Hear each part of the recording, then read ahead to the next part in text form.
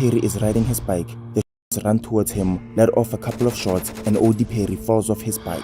He gets back up and attempts to run away from the trailing shooters, but unfortunately, he didn't get far as the shooters ran down on him and let off an additional 10 shots and fled the scene westbound, leaving OD Perry with multiple gun to his neck, right shoulder, and buttocks as he passed away on the scene.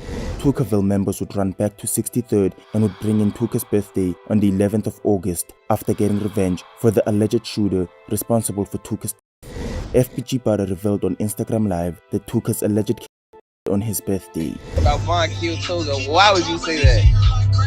Tooka, oh, hey, Tooka killer died the same year on Tooka's birthday. That's a fact.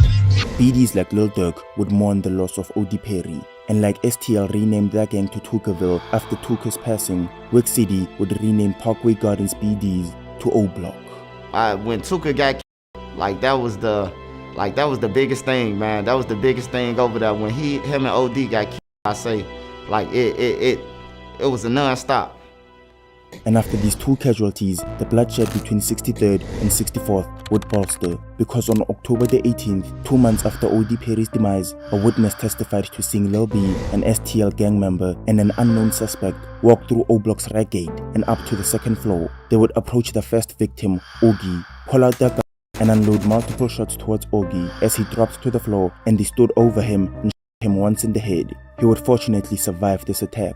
I'm looking out the window and I see the same two dudes that I saw that was walking up that I had the feeling about. They was standing over Oogie letting off shots. I swear on. They would walk past Oogie and spot another O Block member in platoon, pull out their weapons and fire a barrage of shots, hitting his chest, arm, hip, and a fatal blow to the left side of his head. We ain't have situations where the ops come on the block and they sending shots at and anything like that. And so, man, seeing tune like that, man, seeing I think they hit him with exploding tips. So whereas as soon as it hit you, and that was like a grave sight, and On February the 16th, 2012, C Murder's younger brother Sherrod Liggins would step outside a convenience store on 64th and King Drive, and from out of nowhere, a man would run up on him and unload multiple shots, hitting Sherrod's head. He'd stay in critical condition at Stroger Hospital for 4 days before succumbing to his injuries on the 20th. Witnesses who gave statements to Chicago PD believed that the GDs from 63rd were responsible for Sherrod's death. The GDs would waste no time in showing their disrespect towards Sherrod, as Jakira Barnes alluded to personally knowing who was responsible for Platoon and Sherrod's passing. Hell, even Mama Duck hopped on Twitter and exchanged words with a member from 600 as she dissed OD and Sherrod. And as Jakira and Mama Duck were dissing the ops, they didn't realize Sherrod's death had given birth to Sherrod's squad, and soon the teenager who was beaten up on the bus would start playing a major role in this beef. But before King Von's involvement in this war, on August the 8th, 2012, King Von was inside a store while his close friend Whitey awaits him outside before somebody rides through on a bicycle and fires 5 shots, killing Whitey. Now, this wasn't anybody from STL, but a member from Jaro City named 50 Shots, who was sentenced to 115 years in prison after Javon Edwards, a member from O Block, snitched on him. And after this tragic incident, King Von's demeanor would change, as he himself claimed on Demon. BDs like Chief Keef and Lil Reese would mourn Whitey's passing. So anyways, man, Jaro City 50 got sentenced to 115 years for the murder of O Block White. Jaro City 50, he a member of Jaro. 2 months later, on October the 13th, 2012, King Von logs into Twitter and tweets, "I'm bored, what's the plan?" Around the same time in October, Model McCambry, an STL member, had made a post on Facebook asking God to make a way, as the violence in Chicago at this time was escalating to terrifying heights. Shortly after 9 p.m, Model and his friend go and visit their friend who lives on Rhodes Avenue, and moments later, T-Roy and King Von would run up and unload multiple shots towards the boys, striking them several times. They would flee the scene, and Model would pass away at Stroger Hospital at approximately 10:12 p.m. Von would get back home and tweet, "Who died?" "F this gang banging shit. I'm trying to make it in real life." That's a tweet by Tookaville gang member Boss Trail. It seems as if the gang life had taken a toll on him, and word on the street was he was planning on moving away from the gang-infested streets of Chicago and get a fresh started life elsewhere.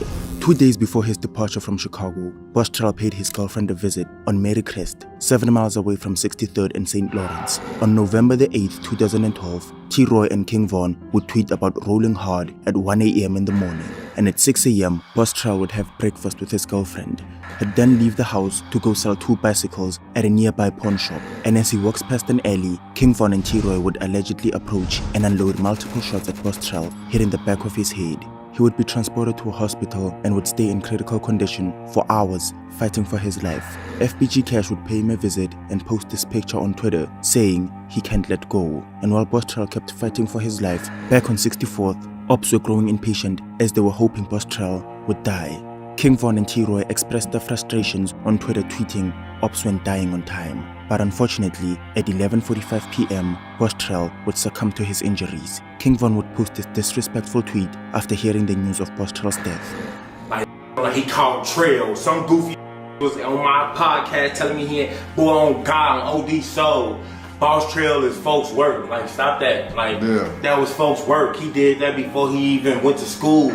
This would be a devastating loss for Tookaville, and Lil B took to Facebook vowing to avenge his friend. But he would have to wait 10 months before any sort of retaliatory action, because on September the 2nd, 2013, J Money is on 66 South Rhodes Avenue. He's driving a white Hyundai and he's there to meet a woman. Little did he know, trailing behind him is a silver Impala with KI and Lil B inside. As J Money gets to his destination, he exits the car, and immediately as he walks to his girl best friend's house, Lil B gets out of the Impala and runs after J Money. J Money reacts quickly and starts running for his life. He attempts to jump over a fence but unfortunately trips, and as soon as Lil B catches up, he would fire 3 shots to J Money's chest and 1 to his head and flees the scene. KI would diss J Money, tweeting that J Money couldn't use his head, so they took it off.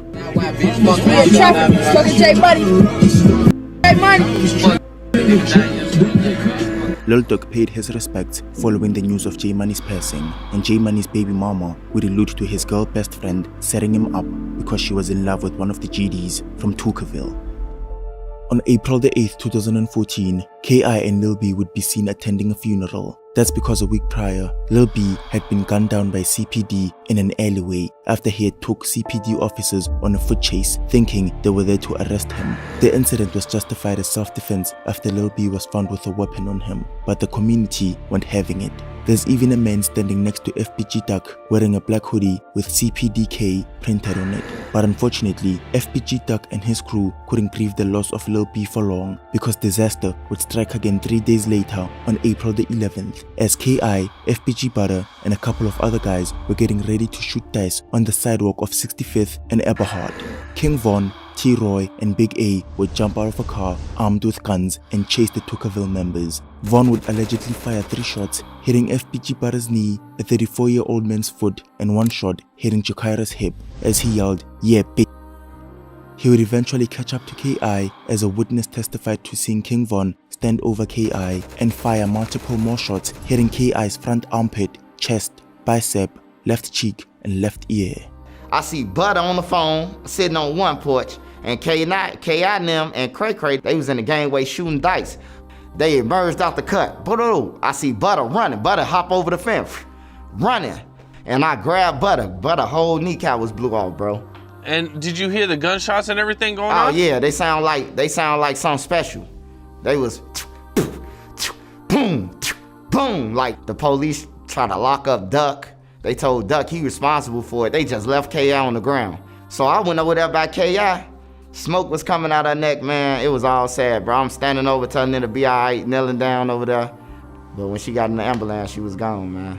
And then Von walked up to me, and I shook his hand. He like, "Look straight." Why you telling me to look straight? He like, "Look straight, and when I'm finna say to you, don't look at me after I tell you."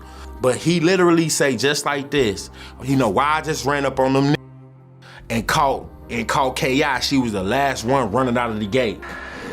Witnesses who testified would name Davon Bennett as the responsible shooter, and Chicago PD would arrest him for first-degree murder on April the 29th. King Von would tweet they should never free him, but a couple of weeks later, Chicago PD would have to let him go because they believed they didn't meet the burden of proof required to take King Von to trial. And after he got out, A&E Network would release a full-length documentary detailing the life and death of Jakira Bonds, where they featured the same guy who allegedly took Jakira's life. After KI and Lil B's passing, Tookaville's remaining members would shift their attention away from the streets and focus more on making music. And at the beginning of the year, FBG Duck was gearing up to release his biggest song to date, Slide, which would eventually earn him his first gold plaque. But before achieving this milestone, he'd have to take a big loss, one that was closer to home, because on July the 17th, 2017, FBG Brick, Duck's older brother and Duck's cousin, Kobe Mack, was standing on 63rd and St. Lawrence. This is literally days after Brick was on Twitter antagonizing O-Block, dissing OD Perry, and telling ops that he had bought new guns for a reason. While on the block, a white SUV would pull up in front of Kobe and Brick. A man inside would ask them where he could find Duck, and moments later, he would unload multiple shots, hitting Kobe's temple and body. FBG Brick would attempt to run away, but would get shot in the back, and both men would tragically pass away on the scene. And on the 24th of January 2018, FBG Duck would drop Slide, a GD anthem that urged ops to slide on FBG Duck if they really wanted smoke. The song was such a success that not only did it surpass 50 million views on YouTube, but Duck had ops reciting his lyrics word for word on IG Live. It's a real good party you cannot get in, busting out the zins, pulling up the means. I can shake your hand. No, I'm not your friend. And as Slide was making waves in Chicago, Wooski would drop the music video to his Gavin diss track, Computers, earlier that month, where he goes on a tear and name drops all the dead ops from the other side. He'd start off by dissing one of the 3 O-Block members who was present during KI's death, Big A, who was killed in December 2016 in an armed robbery gone wrong. He would diss Lil Durk's now deceased cousin OTF Nooski. He'd reference J Money's passing and him being stood over before being shot in the face. He'd diss HK, the O-Block member who got shot in 2017 and vows not to be caught lurking while leaving the studio. An insult to BD rapper LA Capone who got shot dead while leaving a studio. He'd diss OD Perry, Chino, Baldy and Pluto. Talks about getting high and hallucinating off that white pack, and he'd end the song off by demanding Whitey's killer, 50 shots, be freed. This was a major move by the GDs. Black Disciple rappers had always had the upper hand in the rap industry, with Chief Keef, Lil Durk and Lil Reese all rising to prominence on the back of dissing fallen GDs like Tuka. But for the first time, the GDs were carving a path of their own with the release of Slide and Computers. And as we now know, a major instigator of the violence in this beef has been rappers dissing dead ops, and soon the BDs would attempt to take Wooski's life. Because on October the 22nd, Wooski would attend Dusky the Man's funeral on Cottage Grove, and at 12:30 PM, a Toyota Camry would pull up and 3 men dressed in all black would jump out and unload upwards of 40 shots, hitting Wooski in the head, leaving 5 other people wounded and fleeing the scene, leaving Cottage Grove flooded with shell casings, traumatized locals, and 6 wounded people, including Wooski, who miraculously survived this attack.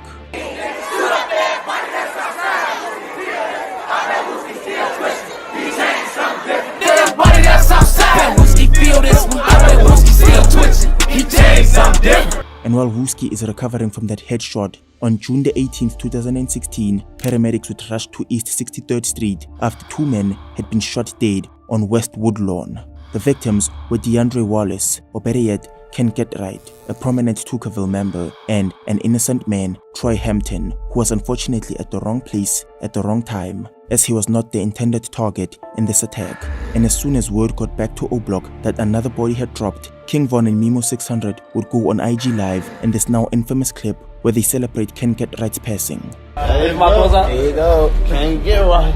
There you go. There you go. Cause I can't get right. All right, everybody, not at one time. What just happened? Hold on. What just happened? A lot of glizzies and Hold on, you right there with your hand. You tell me what happened. What's your name? Diddy from Fox? What happened? That's what happened. Who got killed, gang? Yeah. Can't get right, got killed. Can't get right. Hey, somebody show me a picture. I don't think I know y'all talking about. Let's say drop a picture in the comments. Show the first picture. Is this can't get... Is that can't get right? Hold on, is Show this him. him? Is this or can't is this get him? right? Is I this don't know him? how he look. This what he look like? This ain't called snitching. I'm just trying to get verified. You get verification. Ah, dummy. They tell us can't get up. Oh no. Y'all should start killing people. Cause y'all be doing this. You doing the man. E-Dog would post a tweet posted up with Muwop, Duke, and other O-Block members talking about getting right or getting left. And King Von would later send a shout out to his fellow O-Block members, thanking them for the pact they had made.